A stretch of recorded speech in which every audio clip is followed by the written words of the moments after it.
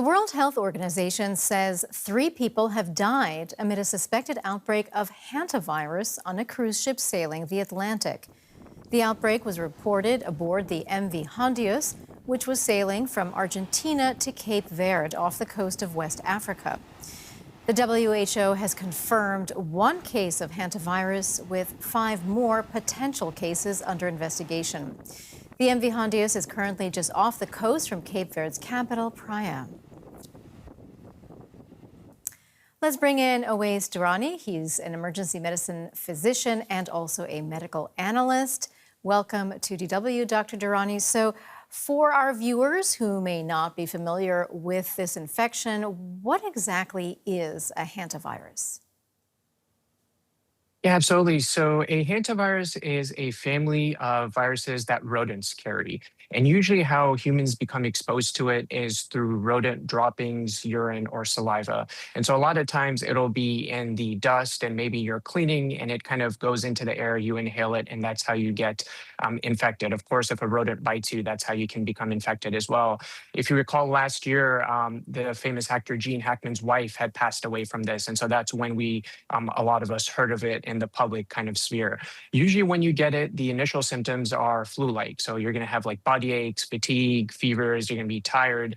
When it becomes really dangerous is when it advances to something we call hantavirus pulmonary syndrome. And so that's a fancy word for essentially you have lung damage and your lungs fill up with fluid, you have difficulty breathing, and you need to go on a ventilator. Unfortunately, when it does get to that point, the mortality rates do increase. And it is something where we don't really have a cure for it. We only have supportive care. So things like putting you on a ventilator, helping your lungs recover, that kind of thing. Well, it does sound rather frightening.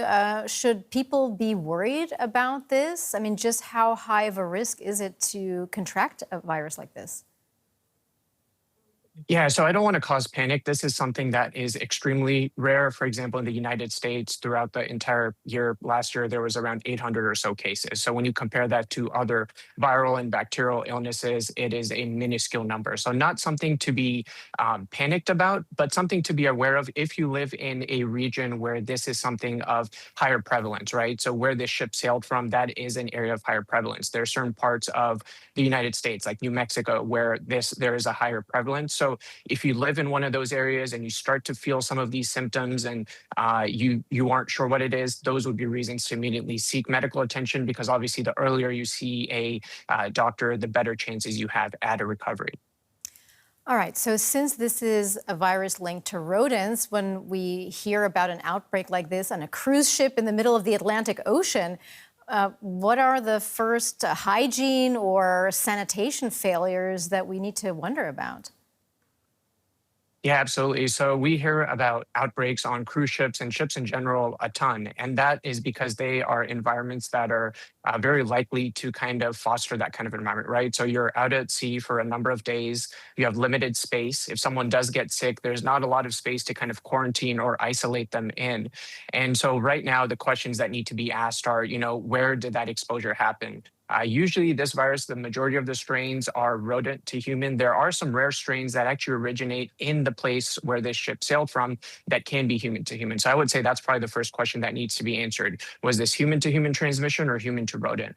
Then a bunch of contact tracing needs to happen to ensure that these humans, who did they interact with? Were they exposed? How are they doing? And then the ship itself, right? Every area has to be inspected, from where the passengers are to where the crew is to where the food is stored.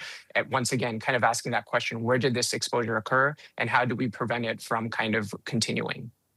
Right, so I imagine that those are steps that local authorities or officials at the cruise company might be undertaken, but we also have heard that the WHO will be launching an international investigation. So what kinds of steps would you expect global health authorities to take?